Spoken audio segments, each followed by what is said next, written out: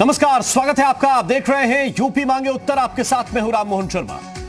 और यूपी मांगे उत्तर में आज बात लव जिहाद के उस एंगल पर जिस पर अब उत्तर प्रदेश पुलिस की एक स्पेशल इन्वेस्टिगेशन टीम जांच कर रही है। असल में कानपुर में एक साथ लव जिहाद की कई शिकायतों की जांच करते करते एसआईटी ने पाया कि जिन लड़कों पर लव जिहाद के आरोप लगे हैं उन्होंने अपने केस को कोर्ट में मजबूत करने के लिए महंगे महंगे वकील हायर किए। ये कैसे हुआ, कैसे इन वकीलों की फीस गई, इसी को जांचने के लिए अब एसआईटी ने अपनी जांच का दायरा बढ़ा दिया है। अब सवाल यह है कि क्या यह साजिश पाकिस्तानी है, पैसा पाकिस्तान से आ रहा है, क्या कट्टर इस्लामिक संगठन और प्रचारक इसके लिए मिलकर काम कर रहे हैं? क्योंकि लव जिहाद के एक अंतरराष्ट्रीय मामले में एनआईए ने भी जाकिर नाइक समेत कुछ पाकिस्तानी कट्टरपंथियों के खिलाफ मामला दर्ज किया है। तो चर्चा इसी बात पर होगी। पहले एक रिपोर्ट आपको दिखाते हैं। क्या सरहद पार से हो रही है धर्मांतरण की साजिश? क्या प्यार के जाल में फंसाने के बदले होती है फंडिंग? गरीब परिवारों के लड़के कैसे हायर करते हैं महंगे वकील? एसआईटी के रडार पर सिमी और पीएफआई, लव जिहाद का पाकिस्तान कनेक्शन। कानपुर में एक साथ सामने आए लव जिहाद के मामलों की जांच एसआईटी कर रही है। अपनी जांच में पुलिस जैसे जैसे आगे बढ़ रही है, लव जिहाद के नए नए एंगल सामने आ रहे हैं। शुरुआती जांच में सामने आया कि लव मैरिज करने वाले लड़कों के परिवार की माली हालत ठीक ना होने के बावजूद अदालतों में महंगे महंगे वकील हायर किए जा रहे हैं। तो सवाल ये कि इतना पैसा कौन दे रहा है? अब पुलिस ने भी इसी एंगल पर जांच शुरू कर दी है।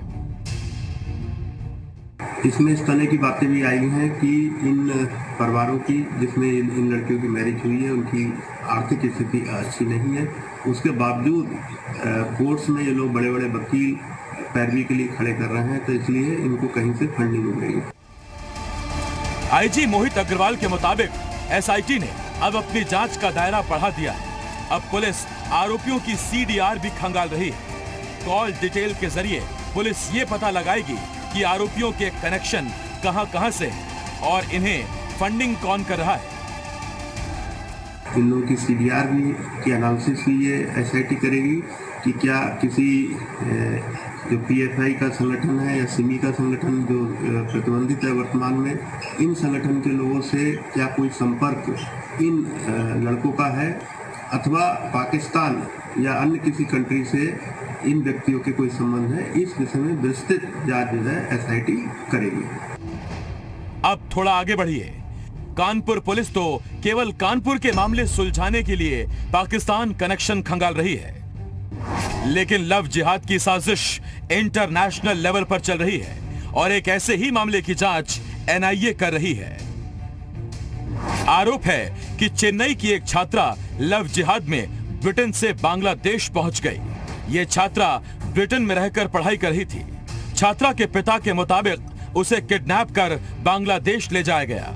इस मामले में एनआईए ने बांग्लादेश के कुछ लोगों के खिलाफ केस दर्ज किया है। एनआईए ने इस मामले में इस्लामिक उपदेशक जाकिर नाइक और पाकिस्तान मूल के 2 कट्टर प्रचारकों को भी आरोपी बनाया है। आरोप यह है कि ऐसे कट्टर प्रचारक लव जिहाद के लिए युवाओं को भड़काते हैं और आरोप यह भी कि पाकिस्तान से कुछ संगठन इसके लिए फंडिंग भी करते हैं। तो अब सवाल ये, क्या भारत में भी फंडिंग का कोई मॉडल काम कर रहा है? और सवाल यह भी कि इसे तोड़ने के लिए सुरक्षा एजेंसियों को कितना काम करना पड़ेगा। ब्यूरो रिपोर्ट, जी मीडिया।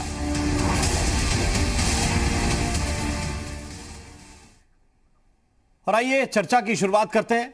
हमारे साथ एक खास पैनल इस वक्त जुड़ा हुआ है। पहले मेहमानों का परिचय आपसे करा दें, फिर चर्चा की शुरुआत करेंगे। अनुराग भदौरिया जी हमारे साथ हैं, प्रवक्ता हैं समाजवादी पार्टी के। अनुराग जी, बहुत बहुत स्वागत आपका। अनिल श्रीवास्तव जी हमारे साथ हैं, नेता हैं कांग्रेस पार्टी के। बहुत बहुत स्वागत अनिल श्रीवास्तव जी आपका। और महेश चंद्र द्विवेदी जी हमारे साथ हैं, पूर्व डीजीपी हैं आप। द्विवेदी जी आपका भी बहुत बहुत स्वागत। पहला प्रश्न द्विवेदी जी आपसे है, क्योंकि जब हम बांग्लादेश वाला प्रकरण देखते हैं जिसमें ब्रिटेन टू बांग्लादेश लव जिहाद के आरोप हैं, जांच एनआईए के पास है। मूल रूप से जिस छात्रा कि किडनैप के आरोप लगे, वो चेन्नई की रहने वाली है। और इसमें एफआईआर एनआईए की जब एनआईए ने की है तो उसमें जाकिर नाइक जो इस्लामिक उपदेशक है, कट्टर व्यक्ति है, उसके खिलाफ भी मामला दर्ज है। पाकिस्तान के 2 लोगों के खिलाफ भी मामला दर्ज है। दूसरे तरफ कानपुर में भी अब आईजी साहब यह कह रहे हैं कि पाकिस्तान के एंगल पर भी हम जांच करेंगे, यह पता करेंगे कितना पैसा इन लोगों के पास कैसे आ रहा है। आपको लगता है कि इस पर एक बड़ी जांच बैठाए जाने की जरूरत है या फिर कानपुर पुलिस सक्षम है, मामले खोल लेगी?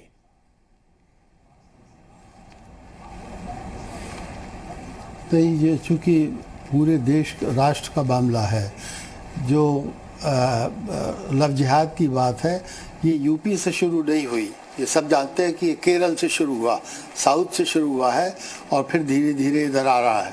केरल में बहुत ज़्यादा केसेस हुए हैं और इधर कम है। तो इसके लिए एनआईए को जांच करनी चाहिए, मेरा विचार ये है। ये केस भी उन्हें दिया जा सकता है। और देखिए, ये पैसा इस्तेमाल हो रहा है या नहीं हो रहा, ये तो बहुत ही स्पष्ट है। आप इंडो नेपाल बॉर्डर पर चले जाइए जी। ये सच है कि मुस्लिम बहुत गरीब हैं बहुत कारणों से, लेकिन वहाँ पर मस्जिदें एक से एक ऊंची आपको हर गांव में खड़ी हुई मिल जाएंगी। और फिर इंडो नेपाल बॉर्डर पर ही क्यों है, अगर है तो फिर यहाँ पर क्यों नहीं आई वो मस्जिदें? तो इस सब के पीछे एक प्लानिंग है, एक धार्मिक मजहबी प्लानिंग है और उसके तहत ये काम हो रहे हैं। ये बात अलग है कि अभी लव जिहाद जो है बहुत वाइड स्प्रेड नहीं हो पाया है, अभी का कम है। इसको अभी रोका जा सकता है, नहीं तो कितने हमारे बच्चे जो चले गए सीरिया और यमन में लड़ने के लिए, वहाँ पर जिहाद के लिए, उनको देखिए, तो अगर ये चीज़ रोकी न जाती तो बहुत बढ़ जाती। उसी तरह ये लव जिहाद धीरे धीरे पैर पसार रहा है। इस स्तर पर रोकने की जरूरत है। मेरा विचार है कि राष्ट्रीय स्तर की एजेंसी इस पर काम करना चाहिए। यानी कि एसआईटी जो जांच कर रही है उसको अपना दायरा तो बढ़ाना ही बढ़ाना है। इसके आगे आपका सुझाव यह है कि राष्ट्रीय स्तर की एजेंसी इसमें इन कराई जानी चाहिए। अनुराग भदौरिया जी, आप ये मामले आपको थोड़ा बहुत चिंतित करते हैं कि नहीं? देखिए, मैं तो एक बात साफ कहूंगा कि जब से उत्तर प्रदेश में भारतीय जनता पार्टी की सरकार आई है, इस सरकार की जिम्मेदारी होती है समाज के ऊपर में महिलाओं पर अत्याचार ना हो पाए, उन्हें किसी प्रकार की कोई क्षति ना हो पाए, तो सरकार को जिम्मेदारी लेनी चाहिए। इसके मतलब सरकार की जो कानून व्यवस्था है वो फेल है। भाई आप इस पे कार्रवाई नहीं कर पाए किसी चीजों पे, चाहे किसी चीज का भी आप उदाहरण ले लीजिए। अगर कहते हैं कि इनको फंडिंग आ रही है तो फिर इसके मतलब आपकी जो इंटेलिजेंस है वो फेलियर है। भाई आपको जिम्मेदारी तो सरकार को लेनी होगी ना, इसकी जिम्मेदारी। सरकार अपनी जिम्मेदारी से कैसे भाग सकती है? सरकार इसको राजनीतिक रूप तो देना चाहती है, लेकिन सरकार मुद्दे को, जो बात है उसकी बात की तह तक नहीं जाना चाहती है। तो ये एक हवाई बातें करना चाहती है। आप महिलाओं पे अत्याचार 25% हमारे उत्तर प्रदेश में बढ़ा है। क्यों बढ़ा है भाई? भारतीय जनता पार्टी की सरकार आने के बाद से क्यों बढ़ जाएगा? आखिर कुछ तो भारतीय जनता पार्टी सरकार में कहीं ना कहीं तो कमियां हैं, कहीं ना कहीं सरकार की जो कानून व्यवस्था है वो फेल हो रही है। लगातार जिस तरह से बच्चियों के ऊपर अन्याय हुआ, तो ये सरकार को सोचने की जरूरत है ना। सरकार अपनी जिम्मेदारी से भाग नहीं सकती। सरकार अपनी जिम्मेदारी से भागना चाहती है और उसको अपनी जिम्मेदारी से भाग के उसको एक डिबेट का मुद्दा बना देना चाहती है। अरे किसी बच्ची के साथ अन्याय हुआ, चाहे किसी जाति धर्म की हो, चाहे किसी वर्ग की हो, क्योंकि हिंदुस्तान है ये, किसी जाति धर्म की किसी वर्ग की बच्ची के साथ अन्याय क्यों होगा और किस लिए होगा? अगर जो अन्याय कर रहे हैं उसके ऊपर इसके मतलब आपकी पकड़ कमजोर है, आपका पुलिस तंत्र आपका कमजोर है, आपका इंटेलिजेंस कमजोर है। इस तरह की अगर एक्टिविटीज हो रही है तो सरकार को इसमें, सरकार अगर इस तरह की एक्टिविटीज है समाज के अंदर तो सरकार की जिम्मेदारी बनती है ना।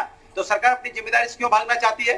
सरकार को अभी जैसे बीजेपी के प्रवक्ता बोलेंगे तो देखो ऐसी बोलेंगे जैसे लगता है समाजवादी की सरकार है या विपक्ष की सरकार है। सरकार भारतीय जनता पार्टी की है और भारतीय जनता पार्टी की सरकार की जिम्मेदारी होती है या तो भारतीय जनता पार्टी ये मान ले कि नहीं, हम अपनी जिम्मेदारी में नाकाम हुए हैं। इस तरह की अगर कोई कार्रवाई, अगर समाज के अंदर महिलाओं पर अत्याचार बढ़ रहा है, चाहे किसी वजह से बढ़ रहा हो, तो इसके मतलब उनको जिम्मेदारी लेनी चाहिए सरकार को, और जिम्मेदारी लेके अपनी नैतिक जिम्मेदारी लेनी चाहिए कि भाई हम कंट्रोल नहीं कर पा रहे। आप सोचो भारतीय जनता पार्टी कंट्रोल किस पे कर पा रही है? ना महंगाई पे कंट्रोल कर पा रही है, ना वुमेन अत्याचार पे कंट्रोल कर पा रही है, ना पुलिस का जो अपराध, पुलिस आपने देखा ही हुआ जिस तरह से उत्तर प्रदेश में चोरी, डकैती, हत्या, लूट मार, अपराध, अपहरण जिस तरह से बढ़ा है, महंगाई जिस तरह से बढ़ी है, कोरोना काल में लोग जिस तरह से परेशान है। तो भारतीय जनता पार्टी असली मुद्दों पे बात करने को तैयार क्यों नहीं होती? अगर मैं चाहता हूं जो असली मुद्दों पे बात करो ना, अगर आपको लगता है ये दिक्कत है तो आपकी वजह से क्यों दिक्कत है? फिर आपकी पुलिस क्या करती है? फिर इसके मतलब कि राजनीति तो करना चाहते हैं ये, लेकिन समाधान हर चीज का नहीं करना चाहते, राजनीति करके बच जाना चाहते हैं। अरे भाई आपकी सरकार है, पकड़ते क्यों नहीं? अगर ऐसी कार्रवाई तो कार्रवाई क्यों नहीं करते?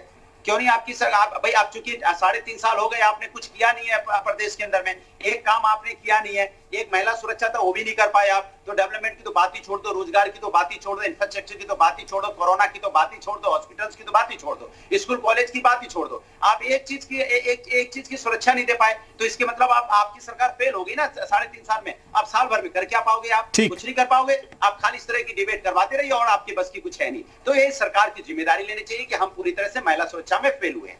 ठीक है, मोहम्मद अकरम अंसारी साहब भी हमारे साथ जुड़ गए। आप राष्ट्रीय अध्यक्ष हैं मोमिन अंसार सभा के, और उमानंदन जी भी हमारे साथ हैं, नेता हैं वीएचपी के, उनके पास भी चलेंगे। लेकिन इससे पहले मोमिन अंसार सभा के राष्ट्रीय अध्यक्ष मोहम्मद अकरम अंसारी साहब के पास हम चलते हैं। अंसारी साहब, प्रश्न बहुत सीधा है कि क्या कुछ ऐसी एजेंसियां हैं, खासतौर से विदेश की, जो फंड कर रही हैं? क्योंकि यह सवाल उठाया जा रहा है कि बड़े बड़े महंगे वकील आ रहे हैं अदालतों में, परिवार सामान्य स्तर के हैं, कहां से अरेंज कर पा रहे हैं?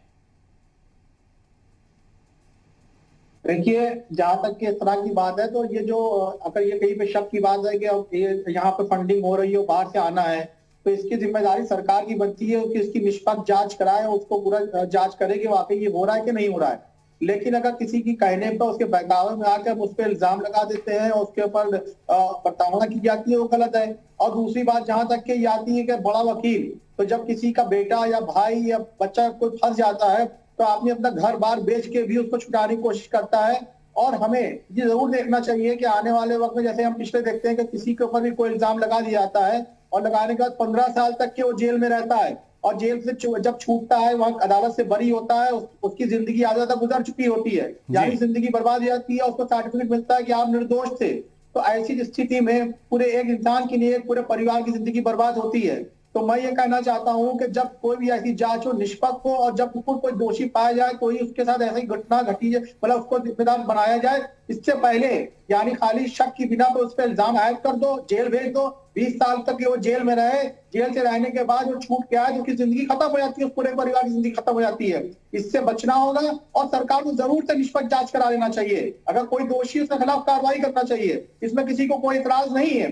क्योंकि जहां तक के अपने मुल्क की बात है, कहीं ऐसा हो रहा तो ऐसा नहीं होना चाहिए, लेकिन किसी के साथ नाजायज भी नहीं होना चाहिए। इस पर खास विशेष ध्यान सरकार को रखना चाहिए, क्योंकि सारे नागरिक बराबर हैं, किसी में ऊंच नीचा किसी तरीके का फर्क नहीं होना चाहिए, धर्म जाति का फर्क नहीं होना चाहिए। संविधान ने जो कहा है, अकरम अंसारी साहब, अभी कहां नाजायज हो रहा है, इसीलिए तो एक विस्तार से जांच कर रही है एसआईटी। आप आरोप तो बहुत गंभीर परिवार वालों ने लगाए हैं, एक तरफा कार्रवाई नहीं हो रही है, एक एक करके स्टेप बाय स्टेप जांच आगे बढ़ रही है, और जांच के आधार पे ही अगर जिम्मेदार माने जाएंगे, अगर दोषी माने जाएंगे, तभी कार्रवाई होगी। और नहीं होंगे तो फिर अगर आपने स्वीकृति से सारे काम किए हैं, दोनों पक्षों की रजामंदी से काम हुआ है, तो किसी तरह की शिकायत का कोई मौका बचेगा नहीं और एसआईटी क्लियर कर देगी। एक सवाल कांग्रेस पार्टी के नेता हमारे साथ जुड़े हुए हैं अनिल श्रीवास्तव जी, उनसे भी मैं करता हूं। श्रीवास्तव जी, आपको लगता है कि ये मामले भी गंभीर हैं, इन पर भी गंभीरता से काम होना चाहिए? क्योंकि कानपुर की एसआईटी तो ये दावा कर रही है, वहां के आईजी तो कह रहे हैं कि हम सारा जो मामला है उसका खुलासा करके रहेंगे। देखिए, ये अगर ऐसा है तो ये तो बहुत ही गंभीर समस्या है, लेकिन इसको बहुत गहराई से समझने की जरूरत है। केवल सरकार ही दोषी नहीं है इसमें, हमारे समाज में जो एक वातावरण निर्मित हुआ है, अंतरजातीय विवाह, अंतर धार्मिक विवाह, और मतलब जो बच्चे बच्चियां हैं वो भावना में बह के पहले तो शादी करते हैं, और फिर जब नहीं पटती है और एडजस्ट नहीं कर पाते हैं तो फिर ये शादियां टूटने लगती है। तो एक ये बड़ी समस्या है, वो हिंदू में भी है, मुसलमान में भी है, सिख में भी है, ईसाई में भी है। और लेकिन इसके अंदर कुछ ऐसी ताकतें भी हैं जो एक्सप्लॉइट करती है, और जो एक्सप्लॉइट करती हैं वो इसके पीछे एक साजिश के तहत करती है। तो उस साजिश का नाकामयाब बनाने के लिए तो फिर सरकार, प्रशासन, इनके पूरे तंत्र को सक्रिय होकर काम करना पड़ेगा। तो हमको, सरकार को भी और प्रशासन को भी ये कहना पड़ेगा कि ऐसे गंभीर मामलों में बहुत गहराई से जांच होनी चाहिए और अगर वाकई कोई दोषी है तो उस पर बहुत सख्त कार्रवाई होनी चाहिए।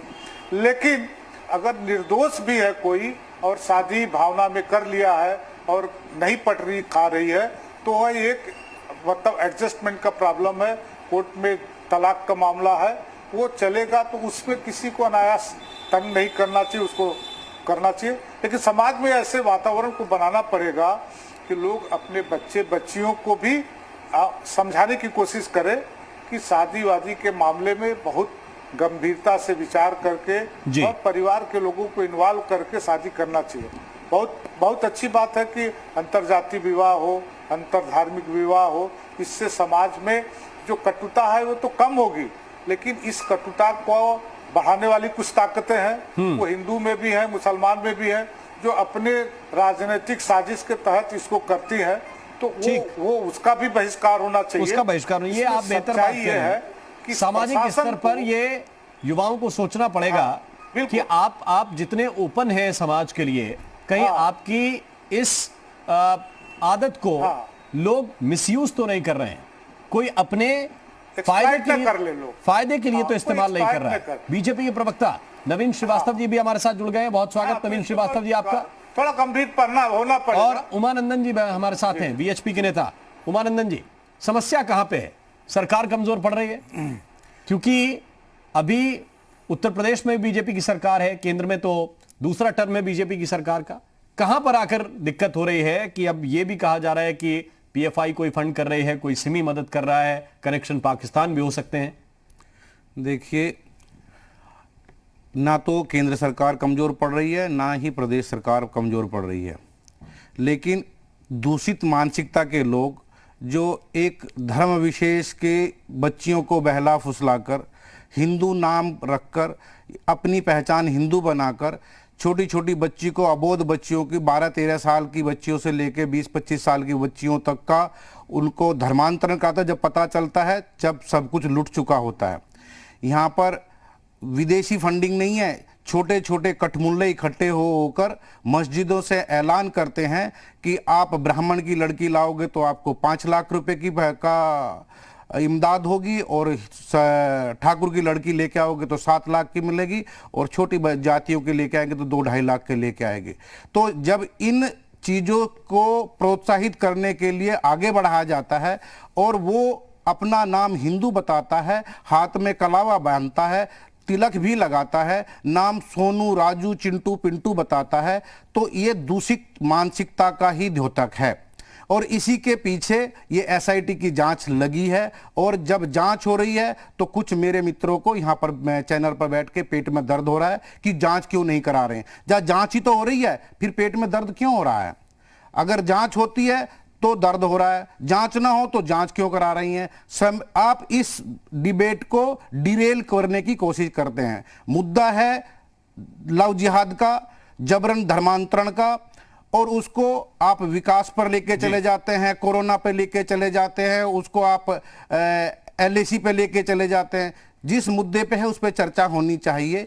और नवीन श्रीवास्तव जी, सरकार की भूमिका इसमें क्या है, ये जरूर इसमें जनता जानना चाहेगी, क्योंकि बहुत गंभीर, अब जिस ट्रैक पे जांच जारी है एसआईटी की कानपुर में, वो बहुत गंभीर मामला है। देखिए नमोन जी, ये कोई नया मुद्दा नहीं है।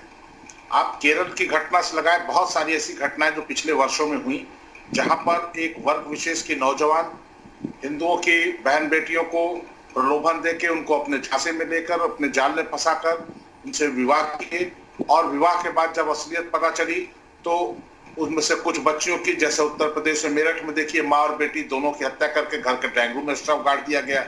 लखीमपुर खीरी की एक घटना भी पिछले दिनों सामने आई। कानपुर में तो एक संगठित इस प्रकार का एक गैंग नेक्सस सामने आया, जो लगातार 5, 7, 10 लोग मिलकर इस प्रकार से काम कर रहे थे।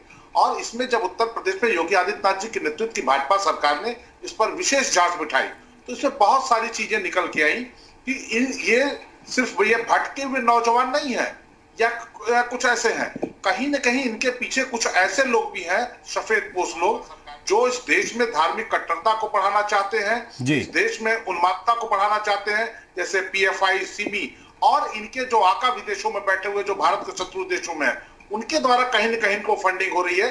कई ऐसे उदाहरण आए हैं कि बहुत सामान्य परिवारों के जो मुस्लिम नवयुवक थे, उनके जब ये मामले हुए, जब वो कोर्ट कचहरी का हुआ, तो उनकी पैरवी के लिए बड़े बड़े वकील खड़े हो रहे हैं। उनको कहीं न कहीं से इस प्रकार के भी सुराग मिले कि उनको कहीं न कहीं पैसे एक बड़ी मात्रा में दिए गए। तो इन सारी चीजों की जांच कानपुर के आईजी, यूपी की पुलिस की एसआईटी और साथ साथ हम केंद्रीय एजेंसियों का भी सहयोग ले रहे हैं कि इस प्रकार की घटनाएं पुनरावृत्ति देश में न हो। प्यार करना खराब बात नहीं है। अंतरजातीय, अभी अनिल श्रीवास्तव जी कह रहे थे कि अंतरजातीय, अंतरधार्मिक विवाह, हम उसका कहीं विरोधी नहीं है, लेकिन दो वयस्कों के बीच प्यार हो चाहे विवाह हो, यह एक विश्वास का संबंध होता है, ब्रीच ऑफ ट्रस्ट। लेकिन जिस ब्रीच ऑफ ट्रस्ट की बुनियाद ही झूठ से हो, छल से हो, अपनी पहचान छुपा के हो, तो उसको आप कहीं जायज नहीं ठहरा सकते हैं। और निश्चित रूप से उत्तर प्रदेश में योगी आदित्यनाथ जी की सरकार, चाहे केंद्र मोदी जी की सरकार, हम इस प्रकार की घटनाओं को आगे से इतनी सख्ती करने जा रहे हैं कि इस प्रकार की घटनाओं की पुनरावृत्ति न हो। एक छोटा सा ब्रेक हमें लेना है नवीन जी, एक छोटा सा ब्रेक लेना, मैं लौट के आऊंगा, क्योंकि ये सवाल यहां पे जरूर है कि आपका मकसद शादी करना है, आपका मकसद अपना घर बसाना है या किसी का घर उजाड़ना है, आपका मकसद या फिर धर्मांतरण है, किसी का धर्म बदलना ही है, और इसके लिए कोई आपको पैसे देकर प्रेरित कर रहा है, आपको इस काम में बड़ा मजा आ रहा है। लेकिन अब जब पुलिस जांच कर रही है तो फिर तकलीफ हो रही है। एक छोटे से ब्रेक के मोहम्मद अकरम अंसारी साहब हैं, उनके पास हम चलते हैं। अकरम अंसारी साहब, आप कह रहे थे कि किसी परिवार का बच्चा जब फंसता है तो फिर परिवार अपना कई बार पूंजी लगा देता है, कई बार जमीन जायदाद बेच के भी उसे बचाने की कोशिश करता है। लेकिन मेरा सवाल यह है, फंसता है या फंसाता है? अगर फंसता है तो परिवार जितनी जान लगाए कोई दिक्कत नहीं है, लेकिन किसी को अगर कोई फंसाए तो कम से कम परिवारों को भी तो सोचना चाहिए कि आज किसी और का परिवार खराब हो रहा है, कल आपका भी होगा। देखिए, जहां तक के किसी धर्म की बात को अगर लेके चलते हैं तो इससे कोई मतलब नहीं है। हम तो किसी भी धर्म, चाहे मुस्लिम हो चाहे गैर मुस्लिम हो, हिंदू हो क्रिश्चियन हो, सभी की बेटियां बेटे सबके बराबर होते हैं।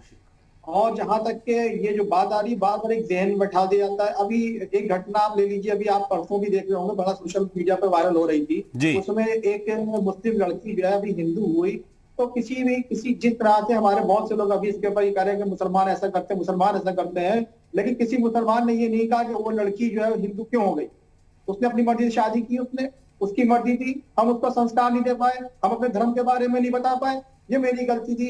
हम अगर उसको सही से बता देते, वो लड़की जो हमारे धर्म को अच्छा समझती है दूसरे धर्म में ना जाती, या किसी को बहुत चाहती है, मानती है, इसलिए धर्म में गई, हमें एतराज नहीं है। हमारा भारत का संविधान हमें आजादी देता है। आज वो जब गई तो उसके बाद किसी ने उसका विरोध भी नहीं किया, नहीं कहा गया। तो अकरम अंसारी साहब, हमारे संस्कारों में कमी आ रही है, ठीक ठाक पकड़िए अंसारी साहब। कब ये किसने कहा कि किसी हिंदू की किसी मुस्लिम से शादी हो जाए तो आपत्ति की बात? कितने उदाहरण हैं, आपको भी पता होंगे। बहुत से बड़े बड़े लोग हैं जिसमें मुस्लिम व्यक्ति हैं, उन्होंने हिंदू महिलाओं से शादी की, लड़कियों से शादी, किसी को कोई आपत्ति थोड़ी है। समस्या इस पे है कि आप साजिशन किसी को फंसा रहे हैं, समस्या इस पे है कि किसी से झूठ बोल के आप कुछ कर रहे हैं, उसको धोखा देकर कर रहे हैं, ये कहीं इसमें आपत्ति है। बाकी अंतर धार्मिक हो, अंतर जातीय हो, किसी को क्या समस्या होगी? नहीं, इसमें जो बात कही जा रही है ये एक तरफा कही जा रही है, लोगों पे इल्जाम लगा दिया, अभी साबित नहीं हुआ है। और आप अगर साबित कर देंगे, ईमानदारी से जांच करा लीजिए तो सही, मतलब ये साबित हो जाएगा कि नहीं, हाँ वाकई ऐसा नहीं था। अगर कोई दोषी निकलता है तो उसको सजा मिलना चाहिए। बेटियां सबकी बराबर है, चाहे की बेटियों बराबर है, लेकिन अगर यहाँ पर नहीं, लेकिन जांच जो निष्पक्ष होना चाहिए। निष्पक्ष, देखिए अंसारी साहब निष्पक्ष जांच की ही बात कर रहे हैं। फिर अगर ये साजिशन नहीं तो नाम बदलने की जरूरत क्या है? अपना नाम उस लड़के को हिंदू बताने की जरूरत क्या है जिसकी आप साजिशन की बात करें? साजिश नहीं होती है। किसी भी हिंदू लड़के ने किसी भी गैर हिंदू लड़की से अगर शादी की है, भले वो मुस्लिम हो चाहे क्रिश्चियन हो, उसने अपना नाम नहीं बदला। लेकिन यहां पर क्या हो रहा है, हमेशा मुसलमान लड़का अन्य जाति की लड़कियों से शादी करता है तो अपना नाम और धर्म छुपाकर बात करता है। मुद्दा ये है, लड़ाई ये है। आप इसको सपोर्ट करते हैं, आपकी मस्जिदों से इसकी तकरीर की जाती है, यहाँ पर विदेशी फंडिंग होती है, आप इस चीज का सपोर्ट करते हैं, आप इस साजिश के साथ में 120B के कॉन्स्पिरेटर हैं। नहीं, आप दिक्कत ये नहीं है, लड़का लड़की शादी करे, वे स्वतंत्र है, स्वतंत्र हैं, वे बालिग है, शादी करें, लेकिन नाबालिग 15 साल की, 14 साल की, 13 साल की लड़की को एक 25 साल का, 50 साल का खटमुंडा फंसाता है और अपना नाम बदल कर बताता है। लड़ाई उस बात की है, हमें चिंता यह है कि देश जा कहां रहा, धर्म कहां जा रहा है, उसका नाम क्यों बदला जा रहा है, वो अपने धर्म की अपने धर्म को क्यों छुपाता है, अपनी पहचान क्यों छुपाता है। ठीक ठीक, आप ना बिना वजह की किसी की वकालत ना करें, क्योंकि आप उस चीज के लिए सहयोगी हैं उनमें। लगा दिए जांच का विषय, अब ये कोई जांच का विषय, तभी तो पेट में दर्द हो रहा है ना, एसआईटी की जांच हो रही तभी तो वो चल रहा है ना, अगर जांच हो रही तभी तो ये हो रही है। आप इस चीज में 500 मुक्कट मुल्ले जाके खड़े हो जाते हैं, थाने के ऊपर घेराव करते हैं, आप पुलिस प्रशासन पर दबाव बनाते हैं। एक सेकंड, दो चीजें, नवीन श्रीवास्तव इस पर रिस्पॉन्ड करना चाहते हैं, लेकिन एक सवाल और है।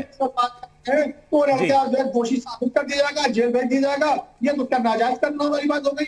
उस लड़की से पूछा जाए, क्या लड़की जब लड़की अबोध है, जब लड़की 17 साल की, 15 साल की, 14 साल की है, वो क्या निर्णय लेगी अपने शादी और अपने भविष्य के बारे में?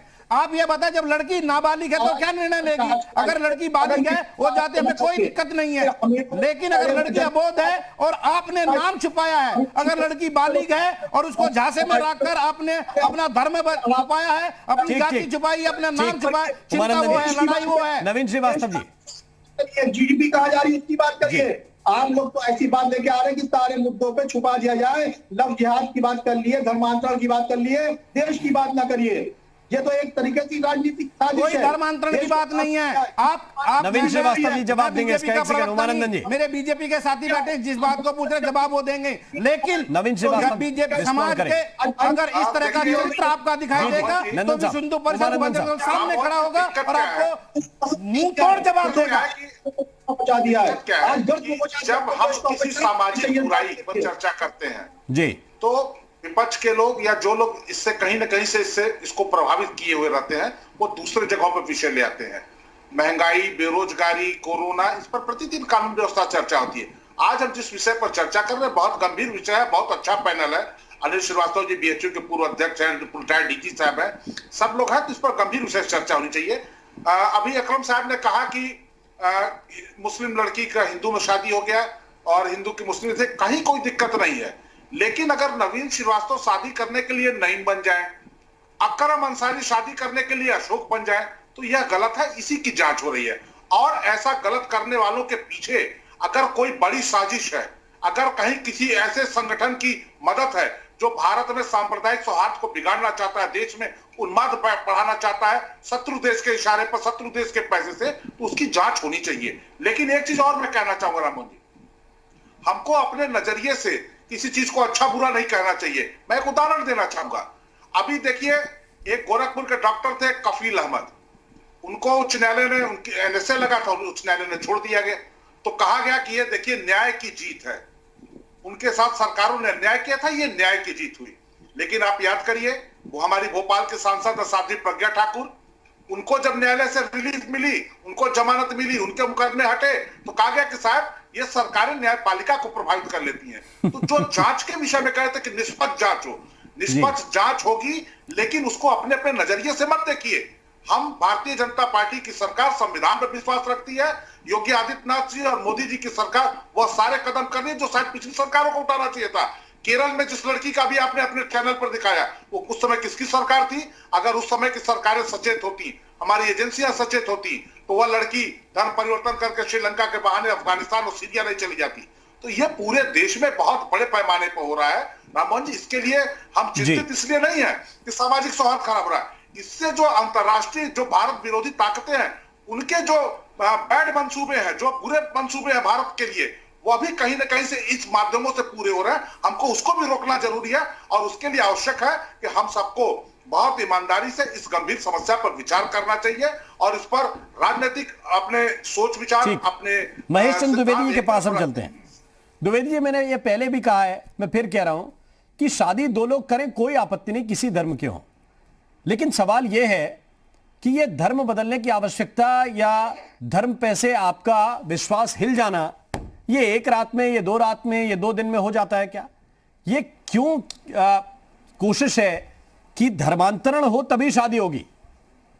स्पेशल मैरिज एक्ट जो है उसमें तो प्रावधान है कि 2 लोग शादी करें, लेकिन ये जब बार बार फोकस धर्मांतरण पे होता है, बजाय कि दो प्रेमी जोड़े जो मिल रहे हैं वो शादी करें, घर बसाएं, इस पे कोई आपत्ति नहीं, लेकिन जब फोकस ही धर्मांतरण है तब सवाल खड़े होते हैं। द्विवेदी जी, आप बिल्कुल सही कह रहे हैं। अंसारी साहब भी इस बात को सपोर्ट करेंगे कि मुस्लिम में तो काजी ये कहता है कि जब पहले कोई भी दूसरे धर्म का है, पहले वो मुस्लिम बने तभी शादी संभव है। और तो ये इस क्लॉज का फ़ायदा अंतर्राष्ट्रीय जो संगठन है जो कि चाहते हैं कि जिहाद हो या यहाँ पर दारुल इस्लाम हो जाए, वो फ़ायदा उठाते हैं। देखिए, हम इसको एक केस विशेष पर तो NIA या जो भी जांच करेगी SIT, वो तब पता चलेगा क्या सत्य क्या नहीं है। लेकिन स्पष्ट देख लीजिए कि अभी जाकिर नायक इतने वर्ष तक यहाँ प्रचार करता रहा गलत, और वेदों और पुराणों और गीता को ऐसे कोट करता था जैसे कि वो सबसे ज़्यादा विद्वान उनका हो, और अगर उसके खिलाफ कोई बोलता था तो सारे लोग खड़े हो जाते थे। एक राजनीतिक पार्टी से धन का आदान प्रदान भी हुआ उस दौरान, और बाद में पता चला कि वो एंटी नेशनल व्यक्ति है और इस नेशन में दारुल इस्लाम क्रिएट करने के लिए सब कुछ कर सकता है। और वही जैसे मैंने पहले उदाहरण दिया कि तमाम पैसा नेपाल के रास्ते से आता है, नेपाल के विलेजेस में तमाम गरीब आदमियों की मस्जिदें कैसे खड़ी हो रही हैं, जिनको खाने को नहीं है वो उनकी मस्जिदें खड़ी हो रही हैं। तो यह साजिश है, और इस साजिश को पर्दाफाश करना ये शासन का और केंद्रीय एजेंसीज का कर्तव्य है। जो कुछ हमारे पैनलिस्ट ने कहा कि शासन इसमें नहीं कर रहा है, मैं इसमें एक विचारणीय विषय यह है कि पहले क्या कर रहा था शासन। पहले के शासन में तो इतना भी नहीं किया। अब जबकि उस गंदगी को पकड़ा जा रहा है तो फिर धीरे धीरे इस बात को कहते हैं कि अब शासन नहीं कर रहा है। सही बात तो ये है कि अब शासन कुछ कोशिश कर रहा है कि धीरे धीरे ऐसे लोगों को के एक्सपोज हो, ऐसे लोगों के खिलाफ कानूनी कार्रवाई हो और ऐसी संस्थाओं पर कुछ नियंत्रण हो। जहाँ तक कानपुर का केस है वो तो विस्तृत में मैं नहीं बता पाऊंगा, कोई जांच एजेंसी बाद में बताएगी। लेकिन ये सत्य है कि ऐसे प्रयत्न हैं, अंतर्राष्ट्रीय स्तर से प्रयत्न हैं। और आप कभी पाकिस्तान के या कभी मुल्लाओं को देखिए बात करते हो तो ओपनली कहते हैं कि साहब हमको तो हिंदुस्तान में यहाँ पर दारुल इस्लाम बनाना है, हमको खलीफा का राज्य बनाना है, ओपनली कहते हैं। तो कोई ऐसी बात छिपी हुई भी ये बात नहीं है। ठीक है जी। श्रीवास्तव जी, अनिल श्रीवास्तव जी, ये सवाल जो मैंने डीजीपी साहब से पूछा उस सवाल का थोड़ा उसका विस्तार थोड़ा सा ये है कि अगर दो लोग शादी करना चाहते हैं तो ये वाला क्लॉज उसमें अप्लाई क्यों होता है कि आपको धर्म बदलकर ही हमारे धर्म में आना पड़ेगा तभी शादी होगी। या तो आपको लड़की से प्रेम है या फिर आपको धर्म से प्रेम है, और दोनों में से एक चुन लीजिए। या तो आप अपने धर्म में रहिए, या आपको लड़की से प्रेम है तो धर्म छोड़ दीजिए, या फिर धर्म को बराबर पे ले आइए, ना तुम बदलो ना हम बदले। तो वहां पे आपको शरिया भी निभाना है, यहां पे प्रेम विवाह भी करना है, सारे काम चलेंगे क्या एक साथ? नहीं, मैं आपकी बात से सहमत हूं। मेरी राय इसमें व्यक्तिगत राय है कि अगर दोनों में प्रेम है तो धर्म को बीच में नहीं लाना चाहिए। प्रेम विवाह होना चाहिए, ईमानदारी के साथ होना चाहिए, झूठ के साथ नहीं होना चाहिए, नाबालिग लोगों के बीच में नहीं होना चाहिए। ये तो रोकना पड़ेगा समाज को। और अगर गलत नीयत से अगर ये ऐसी हरकतें हो रही हैं, उसके पीछे कोई साजिश है, तो उसका तो कड़ाई से दमन होना चाहिए। और ये दमन समाज के लोग भी मिल के करें और शासन और प्रशासन भी करे। मेरी पूरी राय ये है। और इसमें झूठ फरेब अगर कहीं करके कोई करता है तो इसके बीच में तो फिर साजिश की बू आती है। और मैं इसके जांच और इस पे दंड देने के पक्षधर हूं। मेरी स्पष्ट मानना ये है। जी, नवीन श्रीवास्तव जी। राममोहन जी, देखिए, बहुत अच्छे विषय पर चर्चा, बहुत अच्छे पैनलिस्ट हैं, बहुत अच्छे लोग हैं। मैं एक चीज कहना चाहूंगा कि इसको हमारे जो मुस्लिम समाज के लोग हैं उनको भी राष्ट्र को आगे रख के इस बुराई पर, इस तरह के जो लोग कृत्य कर रहे हैं उनके ऊपर ध्यान देना पड़ेगा। मैं एक उदाहरण देना चाहता हूं। देखिए, पाकिस्तान आज बर्बादी के कगार पे क्यों खड़ा है? वहां पर तालिबान, अच्छा तालिबान, बुरा तालिबान, जो तालिबानी भारत में बम फोड़े, अफगानिस्तान में बम फोड़े, वो अच्छे तालिबान, और जो पाकिस्तान में फोड़े वो बुरे तालिबान। तो अच्छे और बुरे तालिबान की फर्क करने में पाकिस्तान कहां पहुंच गया देख लिया हमने। एक घटना मैं और बताऊंगा। कुछ वर्ष पहले मुस्लिम भाइयों के पवित्र रमजान महीने में एक मुस्लिम भाई अपने घर आ रहा था ईद मनाने के लिए, ट्रेन में उसकी हत्या कर दी गई। और कश्मीर में एक पुलिस अधिकारी नमाज पढ़ के बाहर निकला, वहां उसकी हत्या कर दी गई। 2 हत्याएं थी, दोनों इस देश के नागरिकों की दुखद थी। ईद के अगले दिन मैंने कुछ अखबारों में देखा कि हमारे मुस्लिम भाई काली पट्टी बांध के नमाज पढ़ रहे थे। कारण क्या था उसमें लिखा कि ट्रेन में जिस भारतीय मुस्लिम की हत्या हुई थी उसके शोक के विरोध में उन्होंने काली पट्टी पहनी थी। लेकिन जम्मू कश्मीर में जो पुलिस अधिकारी नमाज पढ़ के बाहर निकला, मस्जिद के बाहर जिसकी हत्या कर दी गई, उसके शोक में, उसके विरोध में किसी ने काली पट्टी नहीं पहनी। मेरा यही कहना है कि अभी भी वक्त है, अच्छे और बुरे की पहचान देश के बाद रखिए। पाकिस्तान अच्छा बुरा तालिबान करके तबाह हो गया, और हम लोगों की हत्याओं को अगर अपने और पराये के आईने से देखेंगे तो नहीं होगा। तो यह भी एक सामाजिक बीमारी है जो देश की एकता, अखंडता को, सामाजिक सौहार्द को कहीं कहीं प्रभावित कर रही है। इसलिए हमारे मुस्लिम भाइयों को भी आगे आके ये जो समाज में ये चीजें पनप रही हैं उसको रोकने का काम करना पड़ेगा, तभी हम अपने देश को सुखद और समृद्ध बना पाएंगे। अकरम अंसारी साहब जी, देखिए, जहां तक अभी डीजीपी साहब ने जो बात रखी कि मौलाना ये कहते हैं कि जब तक के शादी नहीं हो सकती जब तक के कोई गैर मुस्लिम लड़की धर्म में ना जाए, लेकिन ऐसा नहीं है, गलत बात। कोई भी कहीं पे ऐसी कोई शर्त नहीं है। अंतर जातीय विवाह का इस्लाम में पूरी छूट है, चाहे वो क्रिश्चियन हो, चाहे वो सिख हो, चाहे वो हिंदू लड़की हो, उसके लिए छूट है। उसी तरीके से मुसलमान लड़की के लिए भी छूट है अगर पसंद की शादी कर रही है। लेकिन अगर जहाँ पे ये बात आती है कि धोखा देता है, अंसारी साहब कोई एक उदाहरण तो दे दीजिए हदीस का या कुरान का कि जहाँ पे लिखा हो कि गैर मुस्लिम आप दे दीजिएगा ना, कोई उदाहरण दे दीजिएगा।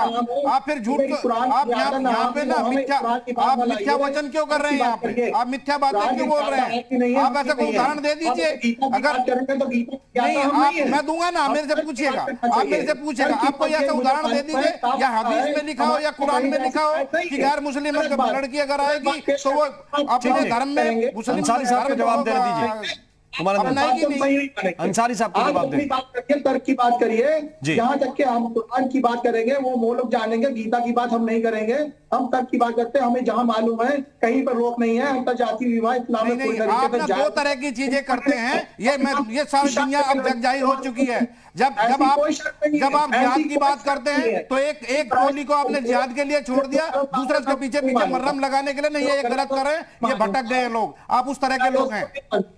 जो गलत बात है उसको नहीं मानूंगा, ना ज्ञाता आप है ना हम, उसकी बात ना करिए। मुझे जो मालूम बता रहा हूँ कि अंतरजातीय विवाह इस्लाम में है, कोई परेशानी नहीं है। हम अपने धर्म में रह सकते हैं, सामने वाला अपने धर्म में रह सकता है। हम अगर चाहते हैं तो हम विवाह कर सकते हैं, इसमें कोई कैद नहीं है, इसमें कोई बुराई की बात नहीं है। लेकिन जहां तक हाँ ये विषय जो चल रहा है जिस पर डिबेट है, ये अंसारी साहब ये समझाइए ना युवाओं को, ये समझाइए ना युवाओं को कि दोनों लोग अपने अपने धर्म में रह सकते हैं और शादी कर सकते हैं, कोई आपत्ति नहीं बैठे हैं, ऐसा कुछ नहीं है। ये समझाने की जरूरत है। अगर आप ये कह रहे हैं कि ऐसा है, इनका तो एक ध्येय है कि ये समझाइए कि धर्मांतरण की आवश्यकता ही क्या है। विवाद खत्म हो जाएगा सारा का सारा, ना धर्मांतरण होगा ना सवाल जवाब होंगे। धर्मांतरण जरूरी नहीं है, ये तो मैं बता रहा हूँ, धर्मांतरण जरूरी नहीं है जी। अंतरजातीय विवाह जो संविधान में बिल्कुल परफेक्ट है, उसमें कोई कमी नहीं। ठीक, उमानंदन जी, लेकिन अपने फायदे के लिए इनको संविधान याद आता है, लेकिन जब दूसरी चीज आती है तो वहां पर हदीस और शरीयत की बात करते हैं। अगर जब इनको जरूरत पड़ती है तो वहां पे शरीयत अदालत की वकालत करते हैं, लेकिन जब इनका फायदा तब वहां पे संविधान की आड़ लेके संविधान के आंचल का में जाके बैठ जाते हैं। आप लोग जो बात करते हैं वो हिंदू मुसलमान करके लोगों को नहीं, हम हिंदू मुसलमान की बात नहीं करते, हम सत्य बयान करते हैं। हम कोई भी मिथ्या बात आपकी तरह नहीं करते कि मंच पे बैठेंगे, पब्लिक फेस पे जाएंगे तो इस तरह की बात करेंगे और पर्दे के पीछे बैठेंगे तो अन्य तरह की बात करेंगे। आप ना यहाँ पे आप नेशनल चैनल पे बैठे, आप मुझे पता था आप आज यही बात करेंगे, लेकिन आप यहाँ से हटेंगे तो तुरंत दूसरी तरह की बातें करेंगे और हो सकता है 10-20-50 हजार की इमदाद करें इस लव जिहाद को बढ़ाने के लिए। कि आपने देश को धर्म की अफीम पिला दी है और देश को गर्त में ले जा रहे हैं। देश की सारी संपत्ति देश को बेचा गर्व जा में रहा नहीं लेके जा रहे हैं, हमने देश का स्वाभिमान जिंदा रखा है, हमने देश को फिर अंगड़ाई लेने पर विवश कर दिया है। देश जाग रहा है और वो आपके कुत्सित षड्यंत्रों को पहचान चुका है। अब देश उस स्थिति में नहीं रहा है कि नहीं जानेगा, जो आप बोलेंगे, जो आप पढ़ाएंगे वो पढ़ेंगे। सब कुछ जो था उसको आईने की तरह स्पष्ट कर दिया सबके सामने। ठीक है, समझना चाहिए हम लोगों को। नवीन श्रीवास्तव जी, ये जो उमानंदन जी बैठे ना, ये आपसे भी ये कह रहे थे असल में, क्योंकि इन्होंने जब शायद आपने ज्वाइन किया था कि नहीं मैं नहीं कह सकता, लेकिन ये कह रहे थे कि बहुत मस्जिदों से ऐलान होता है कि 5 लाख देंगे फलां लड़की लाओ, 7 लाख देंगे फलां लड़की लाओ, इतनी इमदाद होगी, इस लड़की से शादी करो।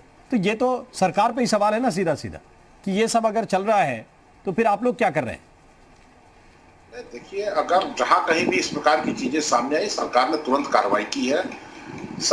पीछे की सरकारों ने क्या किया है वो पीछे की सरकारें जाने, लेकिन इतना मैं बता दूं कि उत्तर प्रदेश में योगी आदित्यनाथ जी के नेतृत्व की सरकार जब से बनी है, तब से किसी भी समाज के किसी भी वर्ग के प्रति कहीं अगर कानून से हट के कोई काम हुआ है, कहीं उसका कानून का उल्लंघन हुआ है, कहीं उसका उत्पीड़न हुआ है, तो हमने बिना किसी भेदभाव के कार्रवाई की है। हमने यह नहीं देखा कि कानून तोड़ने वाला हिंदू है या मुसलमान है, कितना प्रभावशाली है, किस जात का है, किस पार्टी का, हमने सारी कार्रवाई की है। लेकिन मैं फिर से राममोहन जी कहना चाहता हूं, मैं सबसे यही अनुरोध करना चाहता हूं कि यह बहुत गंभीर विषय है और इस विषय को बहुत गंभीरता से तेरा और मेरा नहीं करना चाहिए। समाज में जो बुराई पनपी है, जिन लोगों के इशारे पर पनपी है, उसको ठीक करने का काम समाज के लोगों का भी है। सरकार अपने संवैधानिक दायित्वों का पूरी तरह से निर्वहन कर रही है, निष्पक्ष तरीके से कर रही है, लेकिन हम अपनी जिम्मेदारियों से भी अलग नहीं हो सकते हैं। एक समाज के नाते, एक परिवार के नाते, एक मानव के नाते हम अपनी जिम्मेदारियों से परी नहीं हो सकते हैं। और चीजें क्या है वो सबके सामने है। जो चीजें ज्यादा होती हैं वही उसी पर चर्चा होती है। अभी कानपुर की जो घटना जिस पर हम मुख्य रूप से आज चर्चा कर रहे हैं, वहां तो बिल्कुल ये स्पष्ट हो गया अब तक की जांच में कि एक सुनियोजित तरीके से कुछ लड़कों का एक ग्रुप बना के उन्होंने इस प्रकार के कृत्य कुकृत्य किए हैं।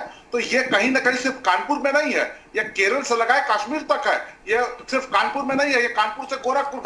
अगर ये सुनियोजित है तो फिर पर्दाफाश भी होना चाहिए और वो अपने अंजाम तक भी पहुंचने चाहिए। बहुत शुक्रिया, बहुत बहुत धन्यवाद आप सभी मेहमानों का हमारे साथ इस चर्चा में शरीक होने के लिए। तो बड़ी बात यही है कि सामाजिक रूप से भी चेतना की जरूरत है और पुलिस को भी सतर्क होने की जरूरत है, क्योंकि कई मामलों में देखा जाता है कि परिवार शिकायत करते रहते हैं, सामान्य मामला मानकर छोड़ दिया जाता है, बाद में उसके परिणाम कई बार गंभीर भी होते हैं। तो हर जगह सतर्कता और संवेदनशीलता की जरूरत है, तब शायद जाकर ऐसे मामले और ऐसी साजिशें रुक सके, उन पर रोक लगाई जा सके। यूपी मांगे उत्तर में अभी के लिए बस इतना ही। नमस्कार।